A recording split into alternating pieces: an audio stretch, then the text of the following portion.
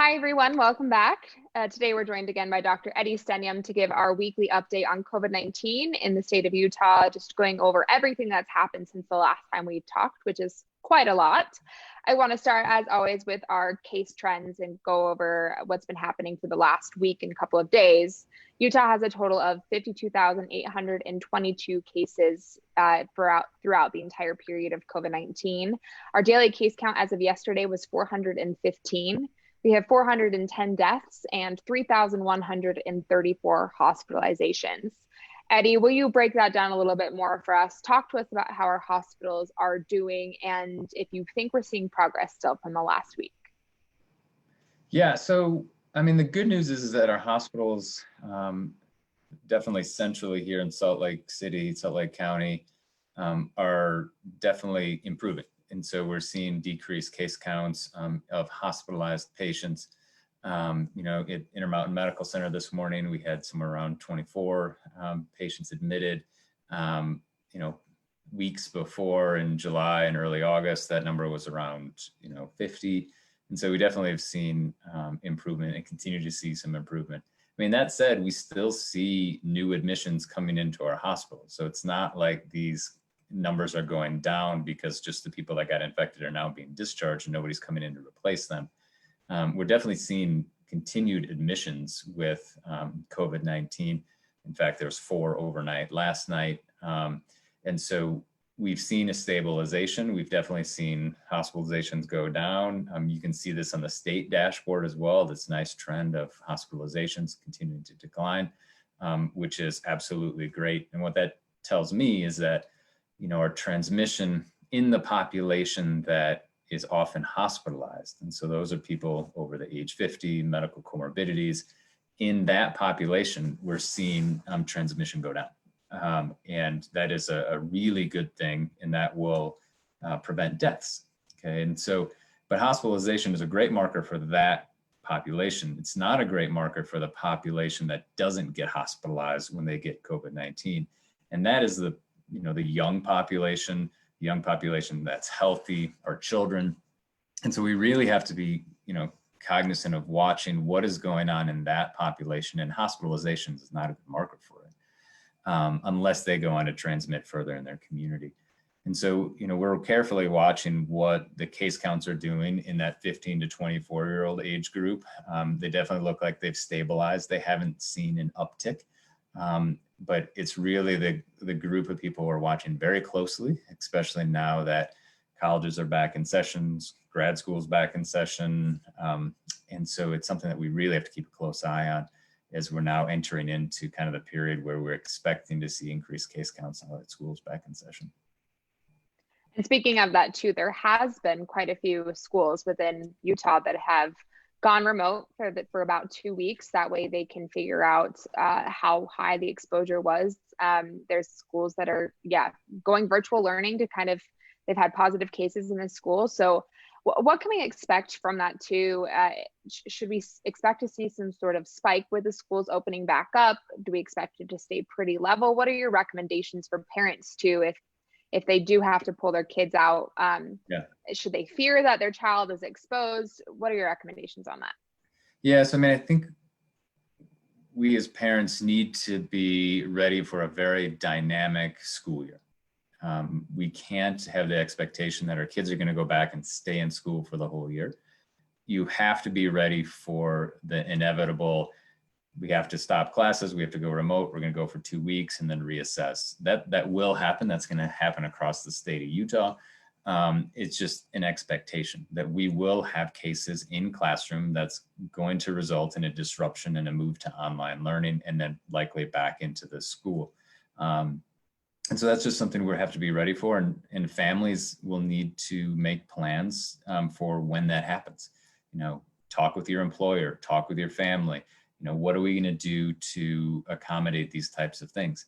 And then once an exposure does occur, so once a class goes remote, it's learning from the Department of Health what the exposure was. Was it a high risk exposure? Was your child within 6 feet for greater than 15 minutes of an infected individual? Or were they in the classroom? Try to get an understanding of what's the risk to your child. and then follow the principles that are set forth in the recommendations from the public health department and from the school about whether or not your child needs to quarantine. Okay, so quarantine is the procedure where you go home, you essentially minimize any close contacts, you stay home as much as you can to prevent any kind of exposure while you wait to see if you develop symptoms. And that quarantine period is 14 days. And so we have to be ready for this, and we're just going to have to be able to follow the instructions from our schools and our county health departments. With that quarantine period too, is there, I know we've talked about this in the past, but is there a typical day if you get past like day 6 or 8 and you're still feeling pretty okay? Is that a decent indication that you probably haven't caught the virus from someone? Yeah, I mean, incubation period is up to 14 days. Okay, but if you just look at the probabilities of when you're going to develop symptoms, day 5 to 7 is the highest risk. And so most people will develop symptoms by day 5 to 7 after exposure, after getting infected. There's going to be people that develop symptoms earlier. There's going to be people that develop symptoms later, towards the 14-day mark. But if you've gotten past that 5 to 7 day period, you can breathe a little bit easier in the fact that you've kind of gotten past the most likely period you're going to develop symptoms. But you really have to wait the full 14 days. We should make a clarification that this is different than the self-isolation period that you have to impose on yourself once you're infected. Okay, so once you get infected, you've got 10 days of self-isolation. And so that means you have 10 days until you are no longer transmissible. But that's a period of self-isolation once you are infected. Quarantine is for those people that have been exposed but not yet infected or showing symptoms. That's a really important distinction. I think that a lot of people think it's through the 14 days and then they're good to go. But that's really important to remember that if during those 14 days you are diagnosed, you still have more than whatever your remaining days were left in your quarantine. And that's speaking of that too, I want to touch really quickly on the Provo mask mandate. It was passed by the city council, I do believe, about a week ago. And so it's been about a week of people being required to wear masks. Have we seen any sort of indication that that's working yet? Is it too early to tell? When's a good indicator if we can start seeing case counts go down in Utah County? Yeah, it's too early to tell. And so if you learn from our Salt Lake County experience, and not just our experience, but experience in other states, typically once a mask mandate goes into effect and you get people actually masking, you have about 10 to 14 days before you start seeing a potential reduction due to that mask mandate. And that's due to the incubation period of the virus. And so as long as people are compliant, it's typically 14 days after the mask mandate goes into effect. Utah County, we haven't seen as big of a reduction in our hospitalizations as we have in other areas of the state. And so we certainly hope that that mask mandate certainly helps that. And we certainly commend the city council for passing that mandate and really focusing on the Mask Up Utah campaign. It'll be interesting to see what happens over the next 10 days in Utah County, and being able to see a direct correlation will be great for people. Another big thing that's come up in the news recently is rapid testing. So typically our testing takes anywhere from 24 to 72 hours to get back your results. And Abbott Labs just got an emergency approval from the FDA to create a rapid test. It's quoted as a $5 rapid test as a potential game changer in COVID testing and could detect COVID-19 within 15 minutes. Is that available in Utah, or will it be? And what's the reliability of a test like that? And is it a nose swab or a mouth swab? How does that work? Yeah, I think this is one of the first tests that hitting the market that very well could be a game changer in terms of diagnostics. And so what this test, let's just kind of set the basics of this. This is a card. It's a small card. It's not a big machine that you use. You take a nasal swab, not one of those that goes way in the back of your nasal cavity, but just an anterior or mid-terminate swab. So it's much easier to get.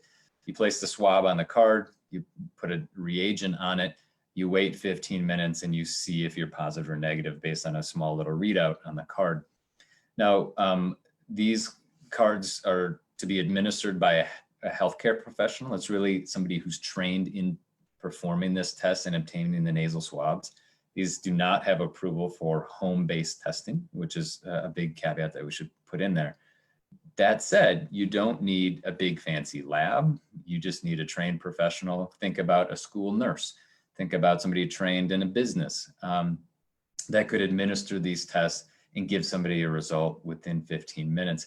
And then the test results actually linked to an app, which is a pretty unique thing, which actually shows that your negative result as almost like a temporary passport that may last for 24 to 36 hours, for example.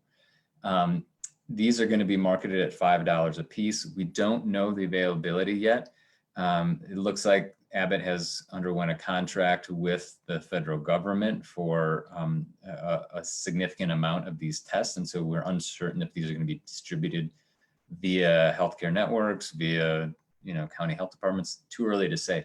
But I think what we can say is that this type of technology is the technology that we need to move forward. And it is the type of technology we can use to move forward to potentially having face-to-face interactions and feel comfortable and safe doing so. At $5 a test, it certainly makes these tests, available and accessible to a large amount of people. And you can even think about how do you engage these into, schools or other things in terms of testing and testing often to ensure people are negative. This is an antigen-based test, not a PCR-based test. So it's still detecting the actual virus. So this is different than an antibody test. This is a test that is actually looking for bits of the virus, but it's not looking for the DNA. It's looking for a protein on the virus. And so the data we have so far is it looks very reliable in people that have high levels of virus in their nasal cavity. And that's important because those are the people that are transmissible. Those are the people that can lead to further transmission of infection. And so we really look forward to more and more of these tests becoming available. We look forward to the cost coming down. As the cost comes down and more of these become available, you can even think about daily testing. You could think about testing everybody who wants to come to a meeting. All of those things are now on the table once we get this technology and have it widely accessible to people. You brought up a great point about this not being a home test, because I didn't know that. I originally looked at this and didn't read enough to actually see that it wasn't a home test. So I think that's really important that you can't just order this and do it yourself at home. And it needs to still be given to you from a healthcare professional. And it's interesting, I've talked a lot about this with my own personal family about the traveling situation and what happens when Americans are allowed to go into other countries.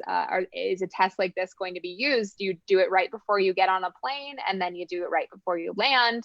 So it really does open up the opportunity for us to kind of feel like our lives are a little bit more like 2019. So I'm excited to see what happens with this. It seems pretty promising. So a couple of people asked about the availability of it. And you mentioned you weren't sure exactly what the availability is yet, correct? That's right. We haven't heard here in terms of our availability and access to this test. Intermountain will have, especially as we come into the influenza season, we will have access to a rapid test that's a PCR-based test. It still requires a nasal swab that will detect both influenza and SARS-CoV-2. Those are going to be most likely in our urgent care networks. And so if somebody's coming in, we really want to know, do they have influenza so we can get them on appropriate treatment. That test would also include SARS-CoV-2 and can be performed at the clinic itself and results back in about an hour. And so we will have access to some other forms of rapid tests that will require an urgent care visit, essentially. Someone else just asked if the protein is present, does that mean you're positive for COVID? And I think they just wanted to elaborate on that, how the antigen test works. Yeah, exactly. So the antigen test looks for the spike protein on the actual virus. And so instead of detecting the RNA that's in the virus, it's detecting the protein that's essentially outside of the virus. And so, yeah, what it would say is if we detect the protein for SARS-CoV-2, that would mean that you're positive and you would have to go and do a self-isolation procedure for 10 days. Good to know. All right, I want to get to something else that's been in the news lately. There's been a lot of reporting about the 6% death rate with COVID-19. The CDC just released a pretty extensive updated tables about the death certificates that have come out related to COVID-19. And there's one table in specific that I want to discuss. It's table 3, and I can post the link afterwards for people to look at. But it talks about the different health conditions of people that passed away from COVID-19, and it kind of breaks them all down. And at the very top of this table, it says that only 6% of the deaths of COVID-19 was the only cause mentioned, meaning the other 94% of the COVID-19 deaths in the US had some sort of other condition in association with COVID. I want to break that down. I want you to explain to us what that really means and give some other examples of other diseases or big things that have happened where the ultimate death is not based off of something we knew. Yeah, incredibly nuanced discussion here, especially as it pertains to filling out a death certificate, which is where this data comes from. And so essentially what the CDC reported is on the death certificate of those people that died of COVID-19, the only thing listed on the death certificate is COVID-19. No other medical conditions, no other complications are listed. It's just isolated COVID-19. That's 6%. But all of the people have died with a COVID-19 positive test, and other conditions are listed in 94% of them. And so when you think about somebody who dies of COVID-19, we just unfortunately it's had some deaths. These people are typically on the ventilator. They've got acute respiratory failure. They've had something called ARDS, acute respiratory distress syndrome, and they die from progressive lung disease in general. They may also die from an acute bacterial pneumonia or an acute infection, or they may die of multi-organ failure, for example. So in general, what happens when people die of COVID-19 is they die of progressive respiratory failure. Their lungs essentially fail. They're too damaged by the virus or the immune response from the virus that they just can't come back from that. And so when we fill out death certificates, yes, COVID-19 goes on the death certificate because that was the primary etiology. That's what essentially led to this cascade of events that eventually led to their death. But typically on the death certificate, you also put acute respiratory distress syndrome, you may put bacterial pneumonia, you put respiratory failure, all the other things that have led to the death. And so in 6% of these death certificates, all they have listed is COVID-19. I have not seen a case, and we review all of these cases within Intermountain, that I would feel comfortable just putting COVID-19 as the cause of death. And so when I look at this, I say, yeah, this is a really small fraction that the person that did the death certificate just put COVID-19. And you can imagine, in busy, think New York City, where they're having lots and lots of deaths. And you think of the things that are being put on the physician, whether it be patient care, documentation, running a team, taking care of these people on the ventilators. A death certificate, filling out a death certificate is really low on your priority list. And you can very well see somebody just putting COVID-19 and moving on. And so this really doesn't, that small percentage doesn't really mean much to me, because I think this is just a small fraction of people that filled out the death certificate that just put COVID-19. Another way to think about how COVID-19 leads to death from another cause is thinking about HIV, for example. So if somebody gets infected with HIV, it typically takes 6 to 10 years for their immune system to essentially get depleted by the virus. And then if without treatment, they will get an infection due to their low immune system from their HIV virus. So whether it be a bacterial pneumonia, PCP, any number of infection, and then they will then die from that infection. They aren't dying from HIV, they're dying from the infection that was the result of HIV. So on their death certificates, typically is listed, for example, cryptococcal meningitis is the primary cause of death, with HIV as a secondary cause of death. And so this is the same kind of thing where most people will die of acute respiratory failure, ARDS, due to COVID-19. And so these data, showing 6% just having COVID-19 doesn't really mean much to us. It's just that I think it was somebody who just quickly put in a death certificate as the primary code as COVID-19. It's been interesting to kind of see people's different perspective on this. And I think it's important to always reiterate, be careful where you're getting your information from. Make sure you're looking at trusted sources that are people who actually are studying infectious disease and understand the virus and kind of what's going on. Because a lot of people said, okay, 6% died. That means there's only been 10,000 deaths in the US, but that's not entirely true. So the HIV example is a great way to look at it and say, okay, if this happened to me, I'm not classified under just this as the reason I passed away. So, I mean, all of these people have died from COVID-19. 6% of their death certificates just had COVID-19. That's all you can take from this. You know, the people are dying from respiratory failure. They're dying from bacterial pneumonia. They're dying from ARDS, which is caused by COVID-19. The other thing too that we were talking about is the fact that this took so long too, that it's August now and we're just coming out with these tables that kind of showcase the different conditions that people had. Do death certificates typically take this long in going through that information? Is this a typical timeline, or is it slower because there's so many? What's the reason for such a delayed report coming out, if you could hypothesize? Yeah, it's a good question. So as an infectious disease physician, I'm not called on to fill out death certificates. That's the primary team or the primary care physician that is called upon to do that. But you know, when I did that, as whether it be an intern or a resident, these things were delayed. They would come at you after the patient had passed away, and these have to be processed, and then from processing probably be sent to, you know, whether it be CDC or, you know, now HHS, is unclear. But you know, the fact that it took this long is not surprising at all to me, just given, you know, the layers of complexity that goes into this. I want to talk about vaccines for a minute. There was a couple of recent reports last night that the administration is pushing for a vaccine to be ready by November 1st. Is this even possible? Would you feel comfortable with it? And would you actually yourself get this vaccine if it's approved by November 1st? Yeah, so this story came out because there was a letter from the CDC to state governors essentially saying, ready your distribution supply lines by November 1st, essentially implying saying we may be sending a vaccine by November 1st for allocation to states and i.e. then communities by November 1st. Okay, that's a pretty scary timeline from my standpoint.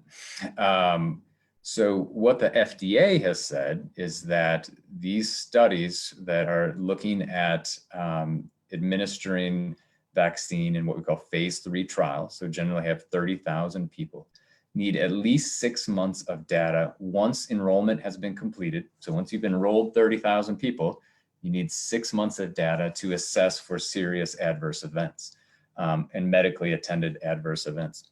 And this is something that the FDA said in their preliminary guidance to pharmaceutical manufacturers of COVID-19 vaccines. And so to me, that is a very reasonable timeline to put into place. So once you've vaccinated this study population, half receiving placebo, half receiving the active vaccine, you need 6 months to make sure that there's no signal of safety endpoints. Okay, and so let's look back and say, okay, these phase 3 studies started in July. They will likely require at least 8 weeks to get all 30,000 people enrolled. And then you need 6 months after that to assess for not only efficacy. So did this vaccine prevent either serious disease leading to hospitalization or intubation, or just getting the virus itself? But it also has to look at serious safety events. And so it may show that the vaccine is great, and it may show that within 3 months, right? But we still need 6 months of data at a minimum to show that there's no serious safety events, okay? And some of these things are, immune-mediated, antibody-dependent enhancement, which just means if you get the infection after vaccination, it potentially could get worse than instead of better. Those things need some time because many times they're not common safety signals. And so you need a lot of people and a significant amount of time to see those signals. And so that puts us out at, February, potentially, when that 6 month kind of period ends, for us to be able to look at the data and then make an application to the FDA for emergency use authorization. So if we're thinking about a November start date, that would mean, you've got July, maybe 3 months max of data without full trial enrollment, and you're now basing your safety, evaluation on fewer people in a shorter time period. In my mind, that is not enough time. And I would much rather say, let's get the full 6 months to make sure that our safety endpoints are met before we distribute this vaccine. And so for me personally, I would be hesitant to get a vaccine after just that little bit of data. And I'd really like a 6-month kind of window for any adverse events to be evaluated, which puts us out at probably Q2 of 2021 at the earliest that we would see distribution of this vaccine. And, from a purely scientific standpoint, that's what I'd like to see happening. And I'd be really cautious of a November 1st start date. A couple of questions about how the vaccine clinical trials work. And this is for my own curiosity too. Mm-hmm. Do they give you the vaccine and then say, okay, take 0 precautions and see if you get it? Or how does that work? And also, is it just people who have COVID-19 already that they're giving the vaccine to? Or is it kind of both sets of people that if you don't have it, we'll give it to you and see what happens. And if you do have it, we'll see if it makes you better. Yeah, so these vaccine trials, granted, we haven't seen any protocols for them, but just based on FDA guidance, what they're saying is we're giving these vaccine trials to people that are in 2 different age groups, so the 18 to 60 and then 60 above, and they're taking all comers. Okay, so you may have had COVID-19 in the past, and maybe you've got a positive antibody. You're still eligible for being in this trial. And they are essentially vaccinating people or giving placebo, depending on the luck of the draw. And then they're saying, continue your life as you have. They're not giving precautions to say, do or don't take precautions. That's, would not be something that's ethical because we don't know that this works, right? So we're not going to give somebody a placebo and say, I'll go ahead and, don't take any precautions. So absolutely, we're, telling, continue to do the precautions, social distancing, masking, et cetera. And then they're evaluating people to determine whether or not they developed symptomatic COVID-19. And so, if you develop COVID-19 symptoms, it's really important that these people go in and get tested. And then the trial outcomes are looking at a number of things, one of which is looking at whether or not you get hospitalized from COVID-19. And so it's very, it's a very good chance that these vaccines may not prevent COVID-19, but what the vaccines may do is prevent you from getting seriously ill from COVID-19, which would just be, amazing. But they may not prevent the actual infection. They'll just prevent serious disease. And so that's the way these things are being set up. And, I think there's probably going to be subtleties between the different trials about who they're enrolled. Like some may target, high risk individuals, and some may just target the general population. And in terms of who would get the vaccine first, I know we've talked about this before, but is there any sort of hierarchy once it's like officially through those 6 months? Is there recommendations on who gets the vaccine over others? Yeah, there will be. And there's work coming out of Johns Hopkins that have gone through and really kind of tiered strategy about who would get the vaccines. And then most likely those will be implemented through the health department in terms of distribution here locally. First and foremost are those that are going to, really benefit from the vaccine the most. And so those that have comorbidities that would lead to severe disease. And so again, though, that's going to be dependent on the trial results of the vaccine studies, but most likely it'll be people that are, advanced age, over 60, and with health conditions that would potentially put them at risk for developing severe disease.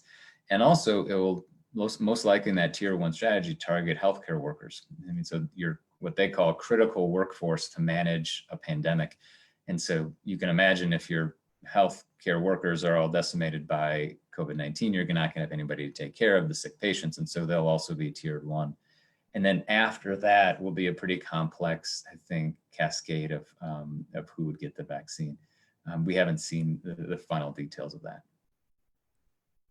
Two other big things I want to talk about really quick. One is convalescent plasma. There has been some reports from the FDA that came out recently, I do believe yesterday, about additional data on clinical trials and the importance of still doing clinical trials in regards to using convalescent plasma. Can you talk about why that's so important and the fact that it's not this catch-all treatment for every single person who has COVID-19?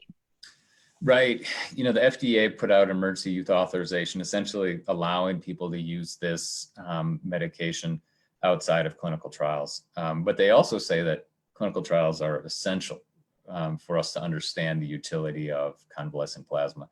Convalescent plasma, I mean, just think of it, when hydroxychloroquine got an EUA initially, didn't have randomized control trials. They're saying this is a medication that could potentially work. We want to make it available.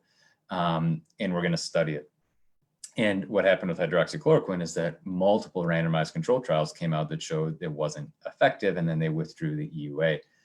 The same thing is, you know, going to be looked at from a convalescent plasma standpoint. This is not going to be a panacea of treatment. You know, this isn't going to be, you know, kind of this wonder drug that is going to cure everybody from COVID-19. We absolutely need clinical trials for this to understand what dose of antibodies is important, when do we give it, who is going to respond to it. And so, you know, a randomized control trial looking at this is so important. And there's going to be a number of them starting up. Intermountain Medical Center is looking to, or Intermountain Healthcare at multiple sites is looking at ramping up one of these trials through the NIH, same thing with the University of Utah. And, you know, keep in mind that general convalescent plasma that you get from American Red Cross or a number of these other places has variable levels of antibody. And what we saw in that big Mayo Clinic study is that only the people that had high levels of antibody in their convalescent plasma that they received did the best. And so it is pretty variable in terms of what you receive, whether you get low, medium, or high levels of antibodies. And actually going into a clinical trial increases your chance of getting either plasma or monoclonal antibodies at high levels. And so we're really encouraging people to enroll in some of these clinical trials if they're admitted to the hospital. Last big question for you is about immunity. I've seen a couple of things from people talking about how there's never actually been immunity for the common cold human coronavirus. First part, is that true? And second part, why would we think that we get herd immunity for COVID-19 if the first part is true? Right. So I think maybe what the question you got is like, do you get long-term immunity from other seasonal coronaviruses? And so, yes, there's 4 seasonal coronaviruses that cause essentially the common cold. And what we get is short-term immunity from that. You know, we get immunity that lasts between 3 months and 2 years to that strain of seasonal coronavirus. Okay, and so that, to their point, is that you're right. We don't get long-term immunity to seasonal coronaviruses, and so that's the reason we will never generate herd immunity to seasonal coronaviruses, because people may be non-susceptible, i.e. immune, for a short period of time, and then become susceptible again, and so then can get infection and transmit infection. Okay, and so that doesn't allow for herd immunity. What we don't know from SARS-CoV-2, which is a different family of coronaviruses, a beta coronavirus, is that we don't know what that immunity looks like. And so it is way too early to talk about herd immunity, because we absolutely don't know whether or not we get long-standing immunity once we get infected with SARS-CoV-2. And so let's take the vaccine question out of it. And if people let this just run rampant, we very well could be in this same stage 2 years from once we get infected with SARS, unimmune for this as antibody levels wane. We just don't know if we have long-standing immunity from a prior infection. We know from data that's coming out of Iceland that people will have, you know, high levels of antibodies for at least 4 months.